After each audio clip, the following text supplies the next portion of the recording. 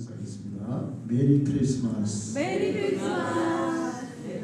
성탄의 평강이 함께하기를 바랍니다. 성탄의 평강이 함께하기를 바랍니다. 성탄절이 되면 등장하는 사람들이 몇이 있습니다. 그 중에 동방박사를 빼놓을 수가 없어요.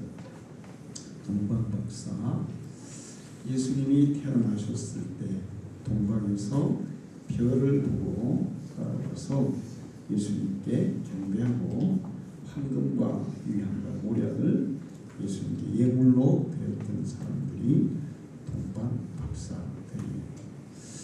그런데 이 동방박사들이 과연 어디에서 왔느냐? 옛날에는 그냥 페르시아에서 별을 보고 점치던 사람 또는 천문학을 관측하는 사람들, 그렇게 얘기를 했어요. 점성가들, 천문학자들. 고대에는 별을 보고 점도 치고 별을 연구하는 천문학자 다 이제 구분이 안 되는 그런 시대였습니다. 제가 어제 설교할 때 얘기했던 아르키메데스도 그 별을 연구했던 천문학자도 됐어요. 자, 그런 사람들이 페르시아에서 별을 연구하다가 갑자기 나타난 아주 특별한 별을 보고 그 별이 인도하는 대로 이스라엘에 따라와서 아기로 태어난 예수님을 만났다는 그런 내용이에요. 그런데 요즘은 이제 이 동방박사가 과연 페르시아에서 왔느냐? 근데 다른 주장을 하는 사람들이 있어요. 동방박사는 우리나라 신라에서 간 사람들이다. 이렇게 주장하는 학자들이 등장했어요. 근거가 뭐냐? 이제 근거는 몇 가지가 있는데, 첫째는 경주에 가면 하늘의 별을 관측하는 뭐가 있어요. 뭐예요? 첨성대. 그래요. 전 세계적으로 별로 없어요. 신라 시대에 별을 관측하던 첨성대가 경주에 가면 있습니다. 그래서 신라 사람들이 별에 대해서 관심이 많았고 별을 관측했다는 거예요. 그리고 또 이제 삼국 통일을 할 때 하늘에서 별이 떨어져서 그 신라군의 상의가 떨어졌을 때 연에다 불을 붙여 하늘로 올리면서 별이 다시 하늘로 올라갔다. 이렇게 해서 이제 사기를 북돋은 그런 내용도 있습니다. 그 다음에 두 번째는 황금이에요. 황금은 왕을 상징하는 그런 물질이에요. 왕을 상징하는. 그런데 신라 시대에는 왕에게 아주 엄청나게 잘 만든 황금 왕관을 만들어서 씌웠어요. 그래서 천마총에 보면 그 신라의 그 왕에게 씌웠던 그 황금관은 정말 그 세계적인 작품이에요. 너무너무 정교하게 잘 만든 작품이에요. 황금이 많이 사용이 됐고 또 황금을 가지고 왕을 상징하는 그런 도구로 삼았던 나라가 신라고, 또 하나가 근거를 뭘 제시하냐 하면 이 BC 587년에 이스라엘 유다가 바벨론에 의해서 완전히 멸망을 당해요. 그러면서 이스라엘 백성들이 이 이스라엘 땅에서 세계로 다 쫓겨나가게 됩니다. 그러면서 많은 사람들이 바벨론으로 포로로 잡혀가고 이집트로도 도망가고 유럽으로도 도망가고 아시아로도 도망갔는데 그 중에 일부 사람들은 인도에 가서 살기도 했어요. 그래서 인도의 어떤 지역은 지금도 유대인들만 사는 그런 지역이 있고 중국에도 유대인들 지역이 옛날에 그 이주에 와서 살던 유대인들만 사는 지역이 지금도 있대요. 자, 그렇게 이주를 해간 사람들 중에 이 유대인들 후손 중에 동쪽으로 계속 끝까지 오면 마지막에 만나는 곳이 어디예요? 어디예요? 우리나라예요. 우리나라. 그래서 BC 3세기경 그러니까 예수님 오시기 한 400년에서 300년 사이에 우리나라에는 경남 이 일대, 그러니까 대구, 경북, 경남 이 일대에 그 다음에 전라도까지 해서 무슨 나라가 심어졌냐면 사만이라는 나라가 심어졌어요. 사만. 역사를 공부해 보면 사만은 그 이전에는 없었는데 BC 3, 4세기경에 세워진 나라가 사만이에요. 근데 사만이라는 나라에 특별한 제도가 하나 있는데 그게 뭐냐면 도피성이라는 거예요. 그래서 목사님 제가 우리나라 역사를 연구를 해봤어요. 도피성이라는 제도가 과거에도 있었느냐? 과거에도 없었어요. 고조선 이런 데 없었어요. 사만 시대부터 생겨난 게 도피성이에요. 근데 도피성은 어느 나라 제도죠? 이스라엘 제도예요. 사람이 원하지 않게 실수해서 죄를 지으면 도피성에 가서 제사장이 살아있는 동안에 피해서 살 수 있는 그런 곳이 도피성인데 바로 그것이 사만 시대에 세워졌고 김해도 여기 가면 그 천문대에서 이렇게 걸어가다 보면 소도로가 있어요. 그게 도피성이고 대구에도 도피성이 있고 경북에 또 어디에도 도피성이 있고 곳곳에 도피성 소도라는 데가 있어요. 또 한 가지가 뭐가 있냐 하면 통지 팥죽이에요. 자, 통지 팥죽은 왜 먹나요? 먹지만 옛날에는 통지 팥죽을 하면 왠지 아세요? 문에다가 문설주에다가 통지 팥죽을 발랐어요. 애군을 막기 위해서. 그러면 이거 통지 팥죽하고 양의 피는 좀 다르지만 어디에서 온 제도예요 이게? 이스라엘의 6월절에. 근데 우리나라는 양이 있어요 없어요? 그러니까 양 대신 뭘로 빨갛게 해가 발라야 되겠어요? 팥죽으로 써서. 그래서 농사를 전문으로 하는 우리나라에서는 양을 대신해서 팥죽을 써가지고 피 대신 발랐다. 이제 이런 주장이 있는 거예요. 그러니까 유대인들 중에 우리나라까지 이주한 사람들이 사만에서 거주를 했고 그 후손들은 항상 무엇을 생각했을까요? 하나님의 아들 메시아 예수님이 이 땅에 언제 오실라나 이런 거를 생각하며 살았다는 거예요. 그러면서 이제 하늘의 별을 연구하고 그러면서 그 이상한 아주 특별한 별이 이제 딱 나타나니까 하나님이 이제는 메시아를 하나님의 아들을 이 땅에 보내셨구나. 그렇게 해서 이스라엘 땅으로 찾아간 사람 동방박사가 바로 이 신라 사람이다. 이런 주장을 하기도 해요.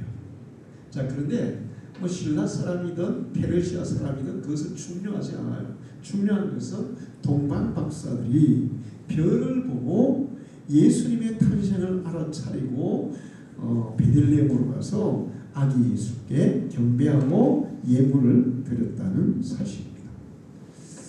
자, 그러면 이 동방박사들을 인도한 별은 도대체 뭘까? 동방박사들을 인도한 별은 뭘까? 이것도 이제 세 가지 설이 있어요. 실제적인 거, 실제적인 거. 그러니까 지어낸 얘기가 아니고 하늘에 별이 어떤 현상을 보였길래 동방박사들이 그 별을 보고 이 세상에 왕의 왕, 만왕의 왕이 태어날 것을 알고 이스라엘 땅으로 갔을까 하는 거예요. 그러면 이제 우리는 별에 대해서 먼저 좀 생각을 해볼 필요가 있어요. 창세기 1장 14절을 보면 하나님이 이르시되 하늘의 궁창에 광명체들이 있어 낮과 밤을 나뉘게 하고 그것들로 징조와 계절과 날과 해를 이루게 하라. 하나님께서 하늘에 해와 달과 별들을 만드시고 그 해와 달과 별들을 통해서 하루하루 날, 그 다음에 1년 2년 해, 그리고 사계절 이런 것들을 이루게 한다고 말씀하셨어요. 그러니까 하늘의 그 해와 달과 별들을 통해서 이런 사계절을 하나님이 만드셨다는 거예요. 근데 거기에 이제 또 하나는 징조를 보이게 하고 하늘에 있는 해와 달과 별이 이 땅에 일어날 특별한 사건들을 보여주는 징조가 된다는 거예요. 자, 근데 이게 창세기만 있는 게 아니에요. 누가복음 21장 25절을 보면 1월 성신에는 징조가 있겠고 예수님이 다시 이 땅에 오실 때 해와 달과 별에는 1월 성신 해와 달과 별을 말하는 거죠. 징조가 있는데 땅에서는 민족들이 바다와 파도의 성난 소리로 인하여 혼란 중에 공고하리라. 예수님이 다시 오실 때 해도 달도 별도 예수님의 재림을 보여주는 징조가 된다는 거예요. 사도행전 2장 20절에 주의 크고 두려운 날이 이르기 전에 해가 변하여 어두워지고 달이 변하여 피가 되리라. 자, 하나님께서 역사에 일어날 아주 특별한 사건을 드러내는 도구로 해와 달과 별을 사용하겠다고 말씀하고 있어요. 할렐루야. 자, 그런데 그것뿐만이 아니에요. 요한계시록 8장 12절을 보면 넷째 천사가 나팔을 부니 해 3분의 1과 달 3분의 1과 별들의 3분의 1이 타격을 받아 그 3분의 1이 어두워지니 3분의 1은 비추임이 없고 밤도 그러하더라. 6장 12절에 계시고 내가 보니 여섯째 인을 떼실 때 큰 지진이 나며 해가 검은 털로 짠 상복같이 검어지고 달은 온통 피같이 되며. 자, 하나님께서 해와 달과 별들을 통해서 징조를 보여주겠다. 그리고 또 이제 신약 성경에는 예수님이 다시 오시는 날 해가 막 갑자기 반이 어두워진다거나 아니면 달이 그 빛빛으로 바뀐다거나 하늘의 별들이 떨어진다거나 이런 징조들이 나타날 텐데 그거를 보면 땅에 사는 사람들은 정신을 바짝 차리고 이제 누가 다시 오는 거예요? 예수님이 다시 온다. 정신 차리고 준비하고 있으라. 이렇게 말씀하고 있어요. 그리고 실제적으로 전 세계 역사를 보면 페르시아뿐만 아니라 우리나라 신라도 그렇고 다른 나라도 마찬가지인데 하늘의 별을 관측하는 사람들 또 하늘의 별을 가지고 이 역사의 흐름과 사람들의 운명을 이렇게 예견했던 그런 사람들이 있어요. 특히나 하늘에 갑자기 특별한 별이 딱 나타나면 뭐 엄청난 왕이 태어난다거나 뭐 특별한 뭐 우리나라의 이순신 장군 같은 사람이 태어난다거나 그런 것들을 예측하는 사람들도 있었어요. 자, 그래서 이제 성경에 하늘의 별이 그런 예측을 하는 도구가 된다 이렇게 말씀하고 있는데 그러면 예수님을 인도한 별은 과연 뭘까? 그래서 이제 천문학자들이 연구한 거예요. 이거는 성경학자가 아니고 천문학자가 하늘에 무슨 별이 동방박사들을 인도했을까? 첫 번째 설은 뭐냐면 목성과 토성이에요. 여러분 여기 이제 태양이 있죠? 얘들아 우리 주일학 애들 잘 보세요. 태양 주위에는 어떤 별들이 돌고 있어요? 몇 개의 별들이 태양 주위를 돌고 있어요? 원래는 9개인데 지금 8개로 이제 있죠. 태양의 행성. 제일 첫 번째 행성은 뭐예요? 첫 번째 행성은 뭐예요? 태양의 첫 번째 행성? 수성이죠. 다음에는 금성. 다음에는 지구. 그 다음에는 화성. 그 다음에는 목성. 그 다음에는 토성. 자, 그런데 이제 이렇게 도는데 이 돌아가는 속도가 다 달라요. 태양을 중심으로 수성이 빨리 돌아갈까요? 지구가 빨리 돌아갈까요? 수성이 빨리 돌죠. 가까이 있으니까 빨리 돌아. 그러면 금성도 빨리 돌아. 지구는 그 다음에 돌고 화성은 그 다음 천천히 돌고 그 다음에 목성은 더 천천히 돌고 토성은 더 천천히 이렇게 크게 원을 그리니까 천천히 돌고. 그런데 어떤 현상이 일어나냐면 천문학계에서 조사를 해보니까 목성과 토성이 이렇게 원래는 이게 목성이 여기는 토성이 있어요. 근데 이게 이제 계속 돌아가다 보면 점점 이게 이제 빨라지고 이게 느려지면 나중에 가가지고 목성이 토성을 따라 붙는 거예요. 그러면 이렇게 목성과 토성이 지구에서 보면 가까이 있는 것처럼 보인다는 거야. 자, 그런데 이때 이 목성이 의미하는 게 뭐냐? 목성은 왕을 상징하는 별이라는 거예요. 그래서 지구 사람들이 그렇게 정해놨어. 목성은 왕을 상징하는 별. 왕을 상징하는 별. 그래서 목성을 주피터라고 해요. 주피터 왕. 그러니까 그리스 신화에 나오는 최고의 신. 그 다음에 이제 토성은 뭘 상징하는 별이냐면 이스라엘을 상징하는 별이라는 거야. 자, 그러면 왕을 상징하는 별이 있는데 그 뒤에 이스라엘을 상징하는 별이 따라 붙었어. 그러면 이제 어떤 의미가 해석하면 어떤 의미가 되는 거예요? 이스라엘의 왕이 태어난다. 이런 해석이 된다는 거예요. 그래서 이제 전문가들 조사를 해보니까 목성과 토성이 이렇게 가까이 붙는 거는 한 뭐 수백 년에 한 번씩 붙어요. 이게 조사해 보니까 예수님이 태어나던 시대에 그 시대에 목성과 토성이 이렇게 붙었다는 거예요. 이거는 계산해 보면 돼요. 목성의 속도와 토성의 속도를 계산해 보면 예수님이 태어나던 시대에 목성과 토성이 이렇게 붙었는데 그걸 보고 이제 동방 박사들이 이스라엘의 왕이 태어났구나. 그래서 따라왔다는 거예요. 이게 첫 번째 설인데 가장 유력해요. 그게. 그러니까 성경은 그냥 지어낸 얘기가 아니에요. 다 연구를 해보면 하늘의 별을 연구해보면 다 이유가 있는 거예요. 두 번째는 이제 혜성인데 혜성이 가끔씩 나타나잖아요. 그래서 예수님 태어날 때 그 혜성이 갑자기 지구 쪽으로 다가와서 혜성을 보고 왔다. 근데 그 설은 조금 떨어져요. 세 번째 설이 뭐냐면 초신성이라는 거야. 초신성이 뭐냐면 우주에 별과 별이 갑자기 딱 부딪혀가지고 빡 폭발을 일으키는 거예요.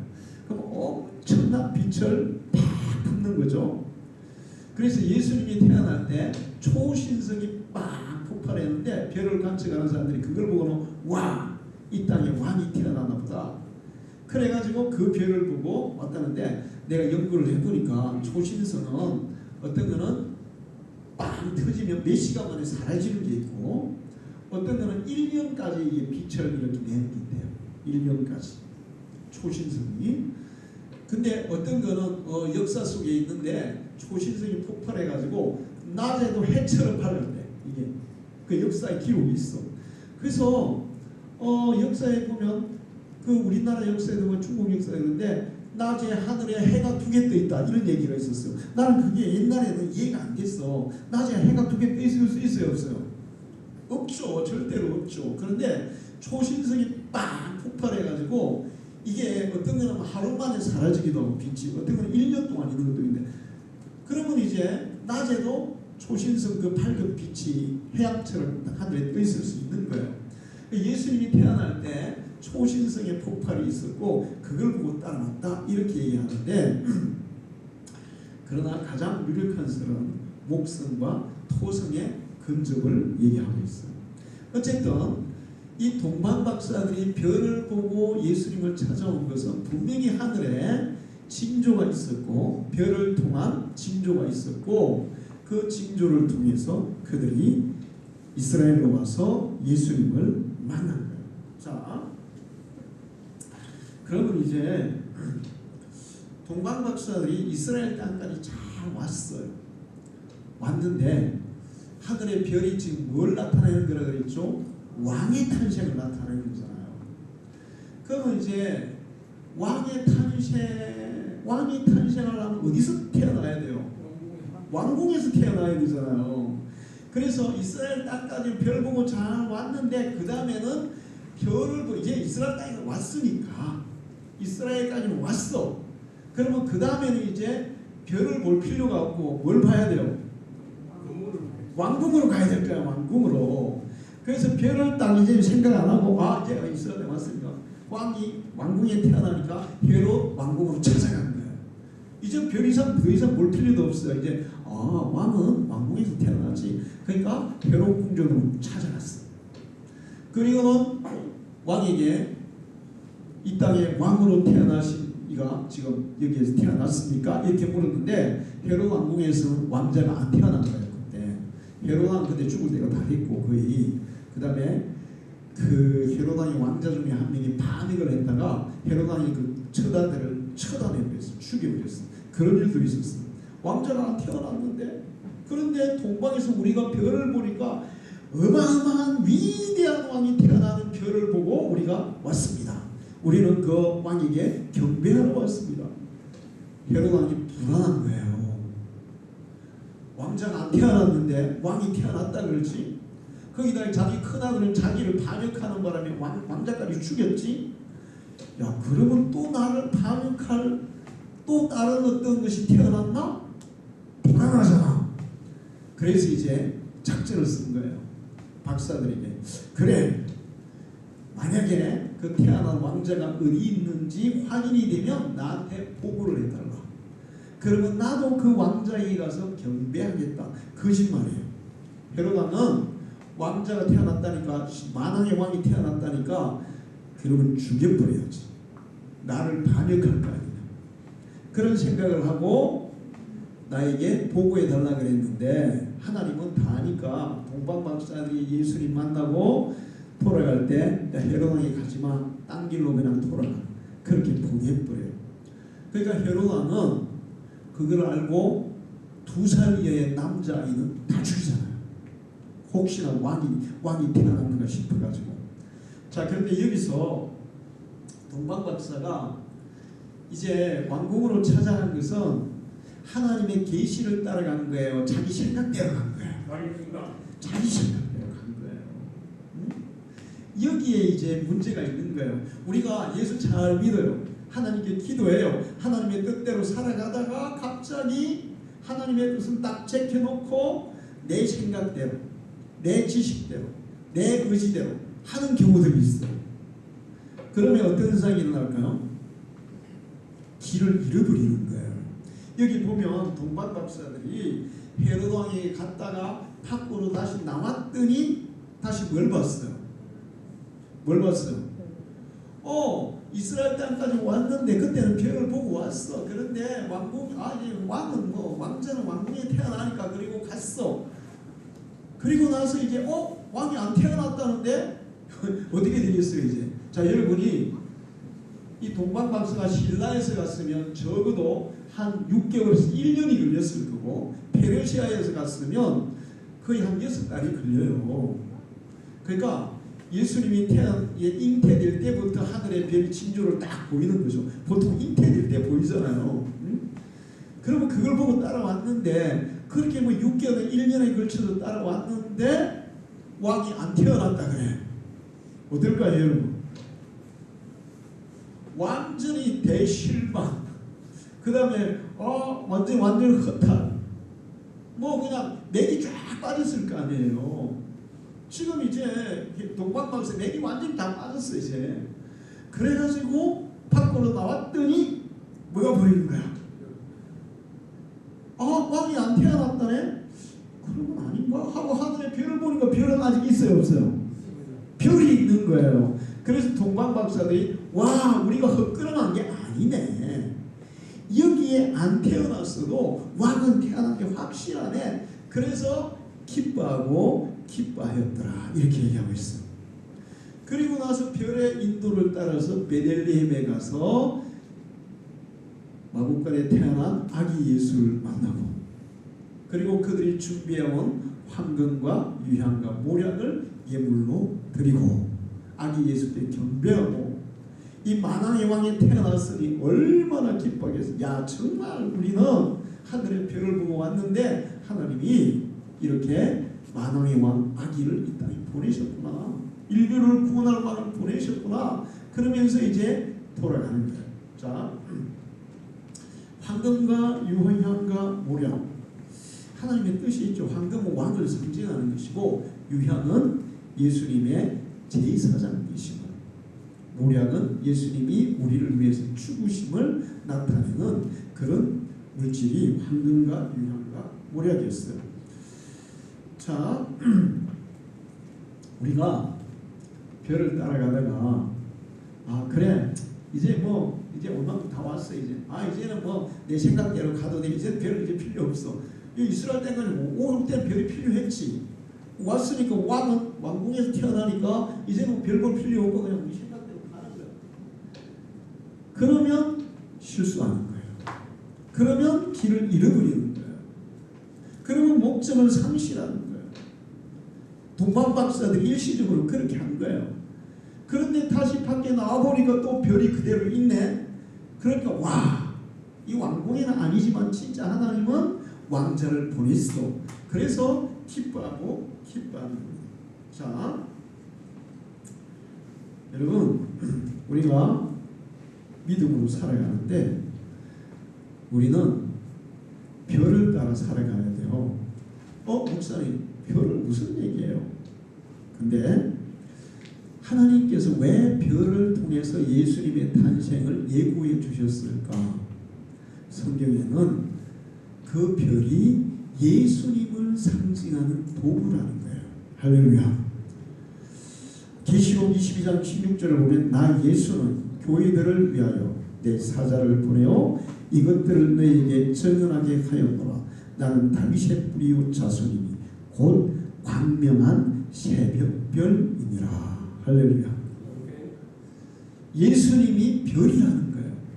하늘의 별이 아니라 우리 인생을 비추는 별, 우리의 인생의 갈 길을 비추는 별, 우리의 영혼을 비추는 별, 우리의 마음을 비추는 별. 예수님이 하늘의 별보다 더 확실한 우리 삶의, 우리 인간의, 우리의 인생의 별이라는 거예요. 할렐루야. 동방박사들이 별을 따라가야 예수님을 만나. 우리가 별과 같은 별이신 예수님을 따라가야 우리 인생의 바른 목적지에 도달할 수 있어요. 할렐루야. 자, 동방박사들을 안내한 것처럼 우리의 인생길을 안내하는 별이 바로 예수 그리스도다. 여러분 하늘의 별은 뭘 보여주죠? 방향을 보여줘요. 길을 보여줘요. 옛날에 나침판도 없고 내비게이션도 없을 때 여행하던 사람들은 뭘 보고 길을 찾았을까요? 무슨 별을 보고 찾았을까요? 금성? 하늘에 제일 밝게 빛나는 별은 무슨 별?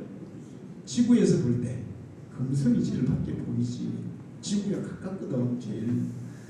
그런데 금성은 고정적이에요. 자리가 계속 바뀌어요.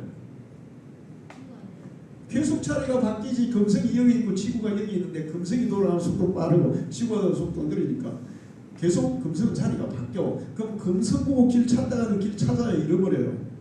길을 잃지. 그래서 항상 변함없이 그 자리에 있는 별이 있거든. 뭐예요? 북두칠성. 북두칠성은 항상 그 자리에 있어. 그래서 방향을 잃어버렸다. 그러면 하늘의 별 북두칠성을 저기가 북쪽이네. 그 북두칠성을 보고 항해하는 사람들, 여행하는 사람들이 길을 찾았어요. 옛날에 내비가 없을 때. 그런데 예수 그리스도는 우리의 인생길, 우리의 인생을 인도하는 별이 되세요. 할렐루야. 내비게이션보다 나침판보다 더 정확하게, 더 확실하게, 더 똑바르게 우리의 길을 인도하는 별인 줄로 믿습니다. 예수님이 요한복음 14장 6절에 예수께서 내가 곧 길이요 진리요 내가 곧 길이요. 베드로전서 2장 25절에 너희가 전에는 양과 같이 길을 잃었더니 이제는 너희 영혼의 목자와 감독 되신 이에게 돌아왔느니라. 예수님은 길을 잃어버린 사람들의 길을 안내해주는 별이시고 길을 잃어버린 양들의 길을 찾아주는 목자시고. 할렐루야.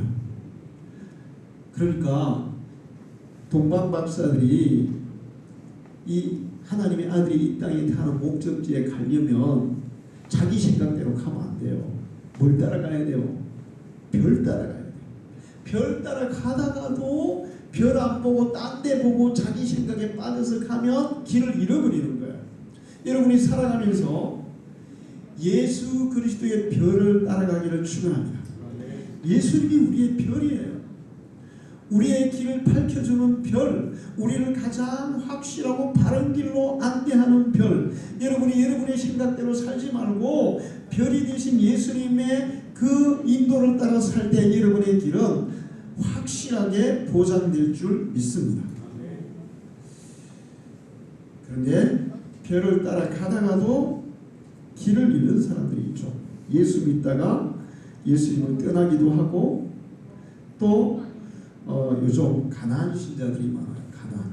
교회 다니다가 괜히 교회에 실망하고 신자들에게 실망해서 교회를 안 나가는 사람들이에요. 그러면서 그 사람들은 나 교회 안 나가도 뭐 나 예수를 믿어. 근데 교회 안 나가도 예수를 믿어. 그런 사람들은 이 동방박설이 잠시 헤로도 왕국에 찾아간 것과 같은 그런 상태에 있는 거야. 그러면 별 대신 예수님의 인도를 받을 수가 없어요. 우리는 항상 별이 되신 예수님을 바라보고 따라가야 되는 거야. 할렐루야. 길을 잃지 않는 여러분 되시기를 축원합니다. 아무리 어떤 사람이 여러분에게 내가 당신의 인생에 대해서 가장 확실한 길을 가르쳐 줄게 이렇게 얘기해도 그런 말에 따라가면 길을 잃어버려요. 요즘 그런 사람들이 얼마나 많은지 몰라요. 여러분 지난번 대통령 선거에 나왔던 허경영 씨 있죠. 허경영 씨는 뭐 말하는 거 보면 자기가 거의 신적인 수준이죠. 자기는 공중에 뭐 떠 있을 수도 있다. 줄도 안 매고 떠 있을.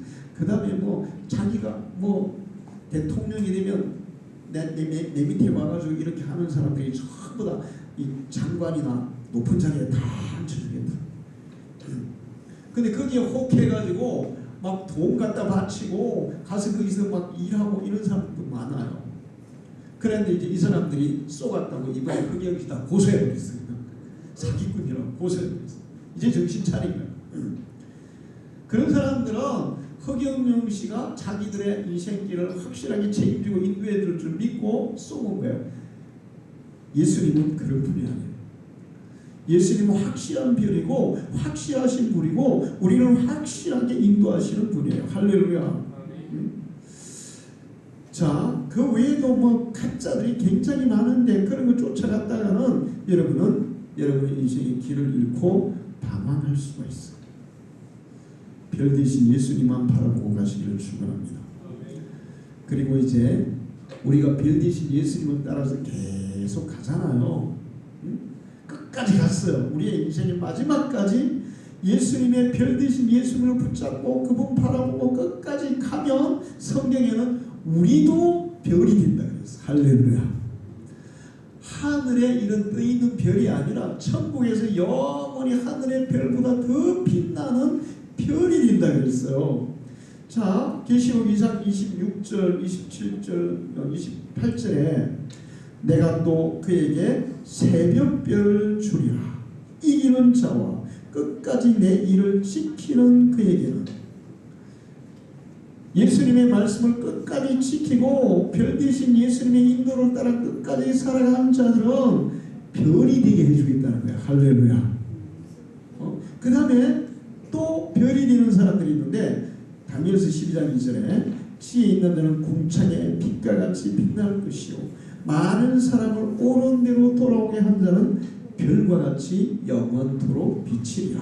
할렐루야. 많은 사람을 전도해서 예수를 전해서 예수를 믿게 해서 구원한 사람들은 하늘에 별이 된다는 거예요. 할렐루야. 별을 따라가면 예수 별을 따라가면 기름을 염려가 없고 예수 별을 따라가면 우리도 장차 예수님처럼 천국에서 영원히 빛나는 별이 될 줄 믿습니다. 우리 방주교회 성도들이 끝까지 잠시도 한눈 팔지 말고 우리의 길을 인도하시는 별 대신 예수님을 따라 살아가기를 축원합니다. 그리고 끝까지 살아가서 이기는 자, 끝까지 내 일을 내 말을 지키는 자들에게 주시는 별이 되는 여러분, 천국의 영원한 별이 되는 여러분이 되시기를 축원합니다. 기도하겠습니다.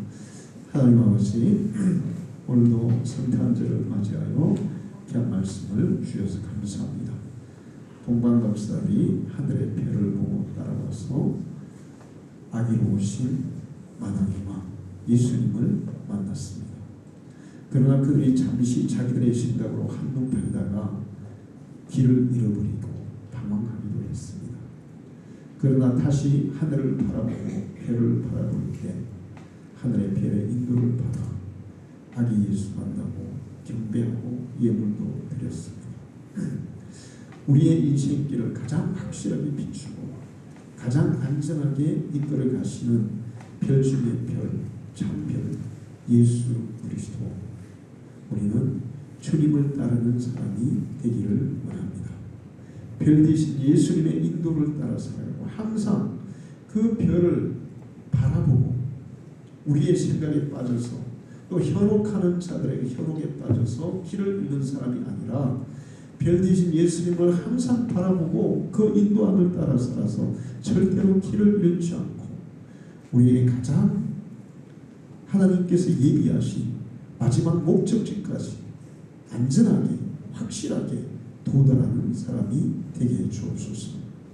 그리고 그렇게 이기고 끝까지 주님을 붙들고 승리한 자들은 하늘의 별로 하나님이 만들어 주신다고 말씀하고 있습니다. 우리 방주의 모든 성도들이 다 예수님을 따르고 그리고 장차 하나님의 나라에서 천국에서 지금 태양처럼 하늘에 빛나고 별보다 더 영원히 찬란하게 빛나는 천국의 별들이 되게 해 주옵소서. 예수님의 이름으로 기도하옵나이다.